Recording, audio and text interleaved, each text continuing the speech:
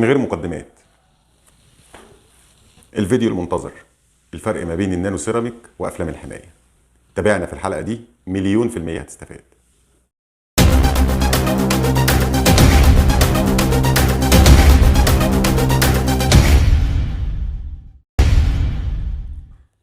الحقيقه وفي البدايه للي ما يعرفناش، احنا شركه من الشركات اللي بتشتغل في النانو سيراميك وبتعمل نانو سيراميك، واحنا اكبر شركه بلا منازع عندها خبره وبتشيل افلام الحمايه بجميع انواعها. علشان كده الناس اللي ممكن تدخل وتشكك في مصداقيه الفيديو ده، احنا بنقول لهم ان احنا كشركه في كل الاحوال مستفيدين، بنعمل نانو سيراميك مستفيدين، كترت افلام الحمايه فاحنا هنستفاد من الشيل لان الشيل هيكتر ساعتها.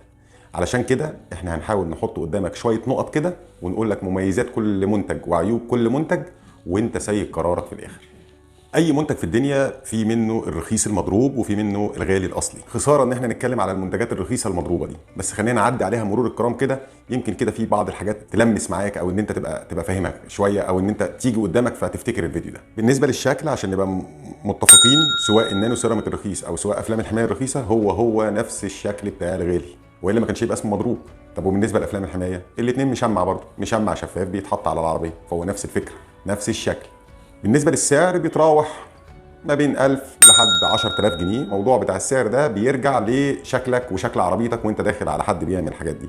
يعني السعر بيختلف تبع هيئه حضرتك وتبع العربيه اللي حضرتك نازل منها. ازاي اعرف ان المنتج ده تعبان؟ ما انا بيتقال لي الماني وامريكي واسترالي وانجليزي وايطالي وحاجات زي كده. يعني بكل بساطه اعرفه من السعر. رجع الفلوس للدولار بعد شيل ربح الراجل ده. يعني لو حد بيعمل حاجه مثلا ب 3000 جنيه، مش هيبقى كسبان فيها 500 جنيه؟ يعني هيتبقى 2.5.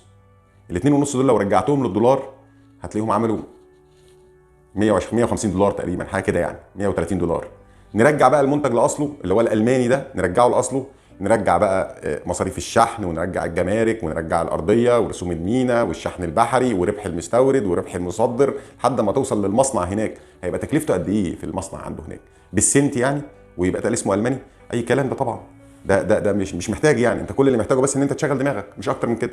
فانت لو شغلت دماغك هتعرف ان المنتج ده مضروب، حتى لو انجريفد او مكتوب عليه. الناس اللي بتتفرج علينا، في ناس راحوا المانيا، ده هو لما يروح هناك ويشتري الحاجه ويجيبها معاه وهو جاي بتبقى اغلى من المنتج وهو هنا بعد ما اتدفع عليه كل اللي انا قلته ده. فالموضوع واضح جدا، انت كل الحكايه بس عايز تشغل دماغك، فما تخليش حد يضحك عليك. الضمان، بالنسبه لموضوع الضمان بيتقال عليه اي كلام، وسهل قوي ان انا اقول لك اي كلام، واي حد بيبيع اي منتج يقول لك اي كلام. فدي بقى المنتج مضروب ورخيص، فالموضوع بتوزين انت بقى بدماغك. فاحنا خساره ان احنا نتكلم في موضوع الضمان في منتج رخيص احنا اصلا عارفين ان هو مش هيعيش.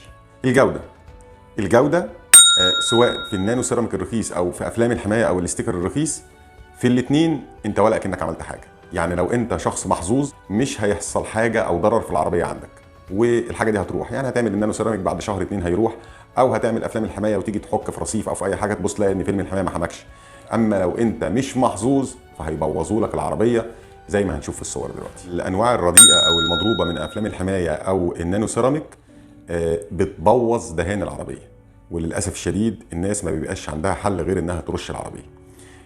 سواء افلام الحمايه اللي هي بتتعمل فبتشقق وبتسود على العربيه وبتشرخ، وساعات الضرب بتاعها ساعات ان هو بيخلي العربيه عامله زي ارض البور كده، او النانو سيراميك اللي هو بيخلي الدهان يكلح ويبوظ الدنيا كلها.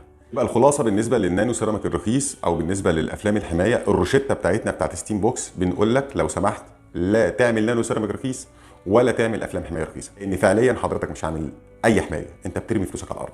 عشان ما نضيعش الفيديو اكتر من كده في الانواع الرديئه واللي المفروض ان احنا ما نتكلمش فيها، خلينا نبدا ونتكلم في الانواع الكويسه من النانو سيراميك ومن افلام الحمايه، ونقول مميزات وعيوب كل واحده فيهم.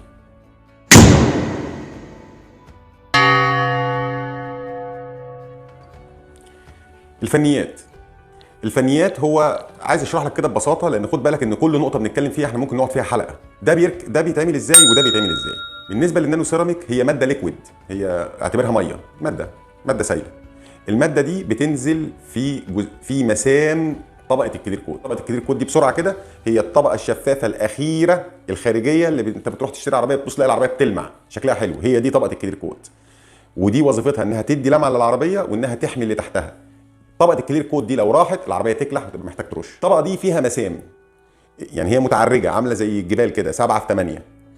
النانو سيراميك بينزل طبقه 2 3 4 وهكذا، يبتدي يشد جزيئات الطبقه دي مع بعض، عشان كده هي بتديك الشكل الجلوسي ويخليها اقوى من ما هي كانت. يعني ايه؟ يعني الخلاصه النانو سيراميك زي الانتي بايوتيك كده. بني ادم عنده مناعه، جاله شويه برد، بياخد انتي بايوتيك او بياخد علاج عشان يساعد المناعه بتاعته ان هي تقاوم الفيروس او تقاوم البكتيريا. فهو نفس الكلام، هو بيشتغل كل الشغل بتاعه ان هو بيقوي طبقه الكلير كوت اللي هي اصلا موجوده على العربيه. بالنسبه لافلام الحمايه لا، افلام الحمايه هو زي مشمع بسماكه معينه بتختلف من نوع لنوع طبعا، والسماكه دي بتتلزق على الدهان، يعني بتبقى حاجه زياده على الدهان. ففرق كبير قوي في الابلكيشن ما بين ده وده. خلينا نعمل شويه بوينتس كده عشان نعرف نقارن ما بين النانو سيراميك الغالي وفيلم الحمايه الغالي، بغض النظر عن الغالي ده بلد المنشأ بتاعته ايه. نبدا بالنقطه الاولانيه، الشكل. الشكل في النانو سيراميك خطير، بيخلي العربيه احلى من العربيه وهي لسه زيرو في المعرض. مش بس كده، وعلشان هو منتج محترم فالاستمراريه بتاعت الشكل ده بتفضل موجوده تبع الضمان اللي حضرتك بتاخده. بالنسبه لافلام الحمايه الشكل بيبقى كويس، مش وحش العربيه، لان هي بتتعدي في الاول، فلما بتتحط بيبقى شكلها كويس، مش واو، مش شكل جلوسي او عليها اكنها عليها ازازه زي النانو سيراميك، بس يبقى شكلها كويس، شكلها حلو، بس مفيش استمراريه بالنسبه لفيلم الحمايه. بعد كام شهر تبص تلاقي على ان هي طبقه مشمع، تبص تلاقي نتيجه الغسيل، نتيجه العوامل الجويه، نتيجه بعض الخرابيش او الزلط او وات ايفر، بتلاقي الفيلم شكله بقى وحش، بيقلب زي سكرينه الموبايل كده. فبتبقى راكب عربيه شكلها حلو قوي وعربيه لسه زيرو، ولكن بعد كام شهر انت فعليا حاميها ولكن شكلها مش حلو. فبالنسبه للشكل النانو سيراميك يكسب هنا. الشكل بتاع النانو احسن من الشكل بتاع افلام الحمايه، والاستمراريه بتاعت النانو افضل من الاستمراريه بتاعت فيلم الحمايه. تاني نقطه، الاعداد. العربيه بتجيلنا عشان نعملها نانو سيراميك او بتروح لحد بتاع افلام حمايه عشان يعمل فيلم حمايه، لازم العربيه دي تتعدي. يعني ايه؟ يعني نفضي المسام بتاعتها، لو فيها اي ديفوهات كانت جايه من المينا او من الملح او من اليود عشان نتيجه الشحن او من التخزين، بنبتدي نشيلها نخليها شكلها كويس. لو محتاجه تلميع خفيف بنلمعها، لان الحاجات اللي احنا بنحطها دي هي حاجات ملهاش علاقه باللمعه بتاعت العربيه، هي بتحافظ على اللي موجود. فاذا كان النانو سيراميك او افلام الحمايه، الاثنين العربيات لازم تتعدى.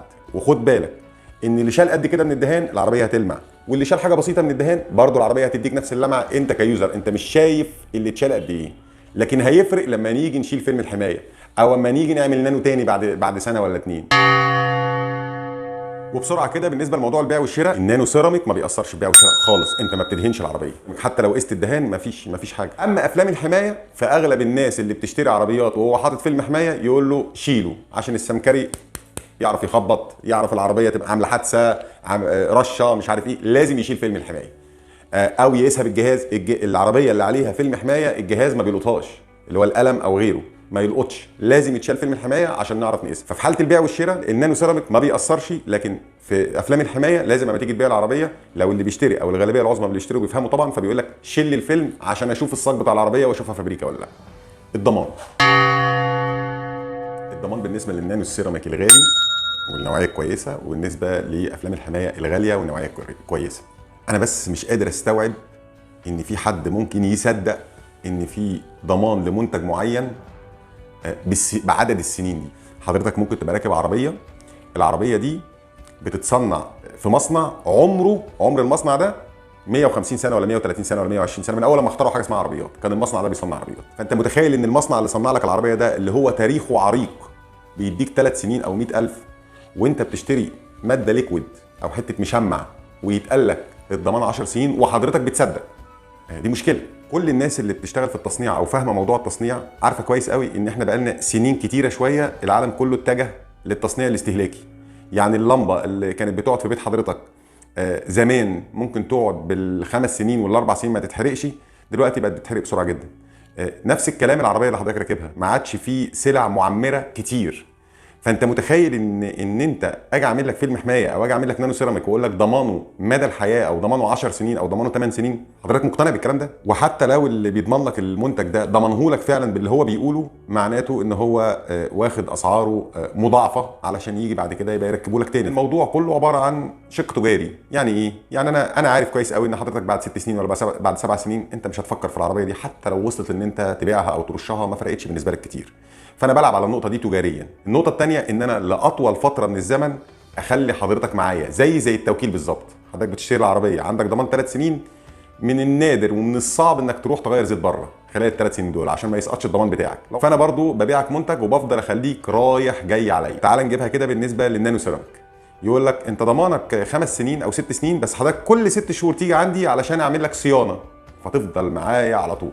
بالنسبه لفيلم الحمايه نفس الشيء، حضرتك بتعمل حاجه كويسه سواء نانو او سواء افلام حمايه، الحاجه الكويسه دي فترتها سنه 2 3 4 ايا كان السنين بتاعتها، انت لا محتاج انك تجيني ولا محتاج انك تروح ولا كلام من ده خالص، الا لو حصل حاجه في المنتج نتيجتي انا، يعني اللمعه بتاعتك مثلا راحت في النانو سيراميك، او الاستيكر ابتدى اطرافه تفتح. لكن الضمان اللي هو بسنين كبيره قوي دي، ده انا ما شفتوش في دهانات العربيه نفسها. في الاول وفي الاخر اللي بيقول لك الضمان ده حضرتك مقتنع بيه، خلاص ده شيء بيرجع لك وانت هتفضل معاه طول فتره الضمان رايح جاي عليه. نقطه كمان وهي نقطه المشاكل. ايه المشاكل اللي بتواجه الناس اللي عامله النانو سيراميك، وايه المشاكل اللي بتواجه الناس اللي عامله افلام الحمايه؟ النانو سيراميك انت عملته النهارده، فالمفروض الايفكت بتاعه بيبقى حاصل النهارده، ولو فرضنا انك واخد ضمان سنتين او 3 سنين، كل يوم بيعدي بينزل الجوده بتاعت النانو سيراميك، او هو بيروح اوتوماتيك اصلا يعني، بتنزل ببطء قوي، بس بتنزل. بالنسبه لافلام الحمايه المشكله القصوى فيها هي الدوائر، ان هي افلام الحمايه بكل انواعها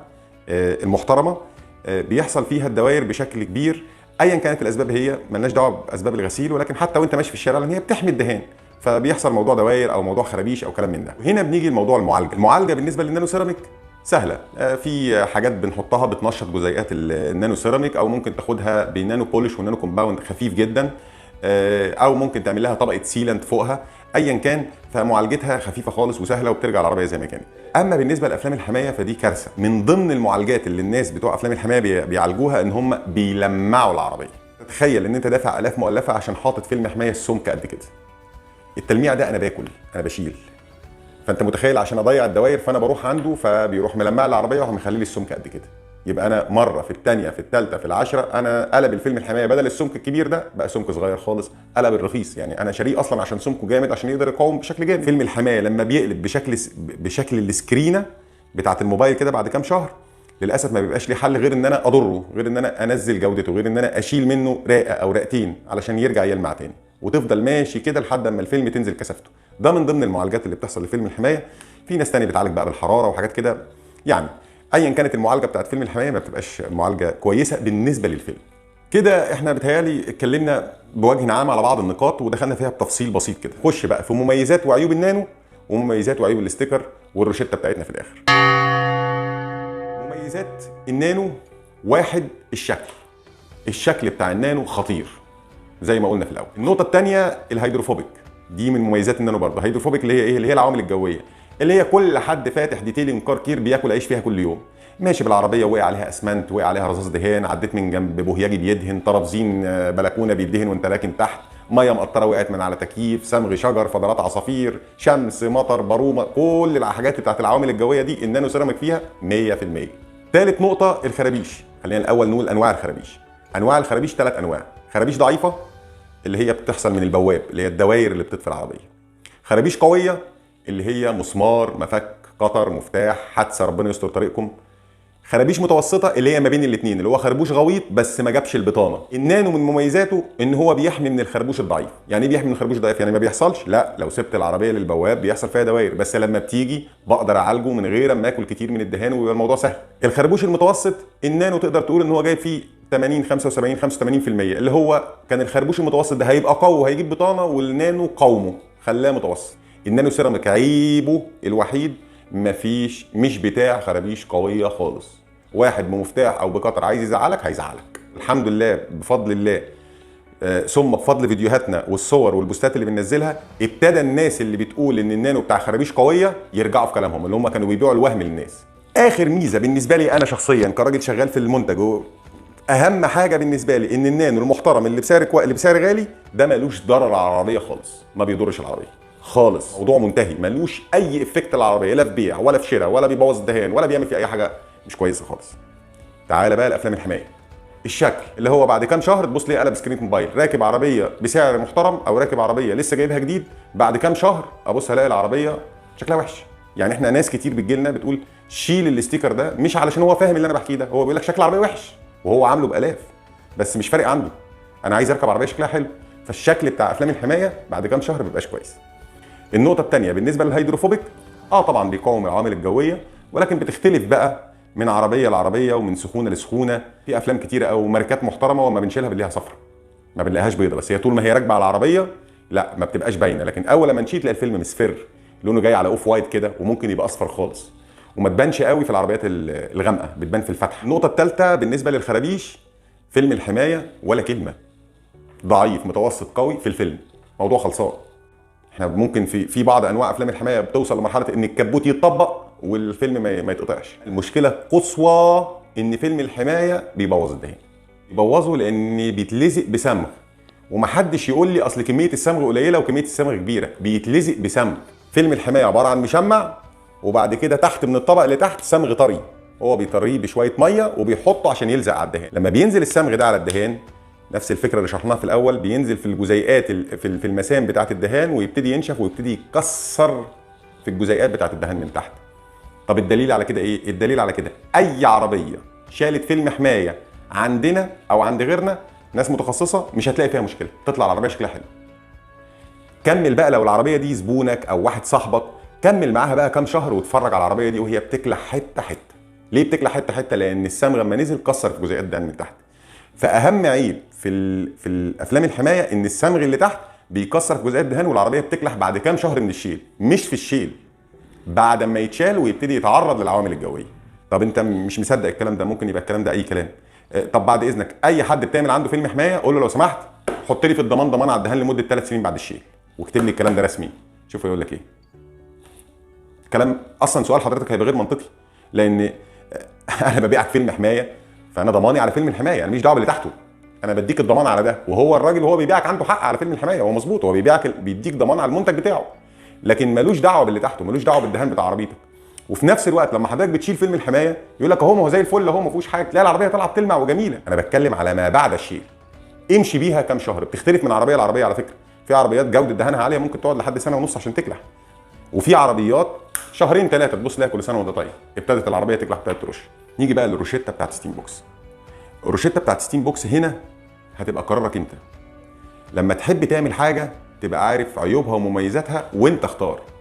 انا ما اقدرش دلوقتي افرض عليك اقول لك اعمل نانو سيراميك او اعمل فيلم حمايه او ما تعملش حاجه خالص. انت اللي ادرى بالاحتياجات بتاعتك. انت شايف ان انت محتاج نانو سيراميك، عندك مميزات وعيوبها. شايف ان انت محتاج افلام حمايه، عندك مميزات وعيوبها، يبقى انت فاهم كويس انت بتعمل ايه. لكن المصيبه في الناس اللي بتروح تسترخص وتعمل حاجه وحشه من هنا ووحشه من هنا اصلا، اللي هو تقريبا ما لهمش مميزات خالص. انا اسف جدا على الاطاله بتاعت الفيديو ده، بس زي ما احنا معودين حضراتكم ان احنا كل كام فيديو كده بنعمل لكم فيديو مفصل فيه معلومات كتيره كده دسمه، تقدروا ان انتوا تستفادوا منها. تحياتي لحضراتكم واهلا وسهلا بيكم في عالم ستيم بوكس.